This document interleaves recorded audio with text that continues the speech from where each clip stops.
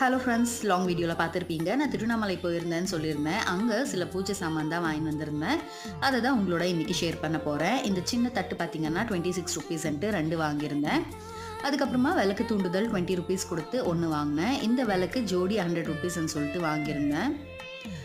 இந்த குபேர விளக்கு பார்த்திங்கன்னா 90 ருபீஸ், நல்ல வெயிட்டாக இருக்குது.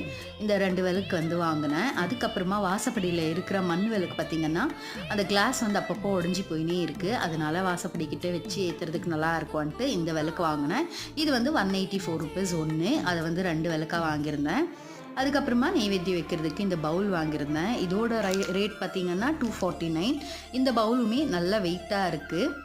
டிசைனுமே பார்க்க அழகாக இருந்துச்சு. அதனால் இந்த பவுல் வாங்கினேன். அதுக்கப்புறமா நம்ம வாராகி அம்மனுக்கெல்லாம் அபிஷேகம் பண்ணி அலங்காரம் பண்ணுவோம் இல்லையா, அதனால் பின்னாடி இந்த கிரீடு வச்சா நல்லா இருக்கும்ன்றதுக்காக அதையுமே வாங்கியிருந்தேன். இந்த கிரீடத்தோட ரேட் பார்த்திங்கன்னா 570, நல்ல வெயிட்டாக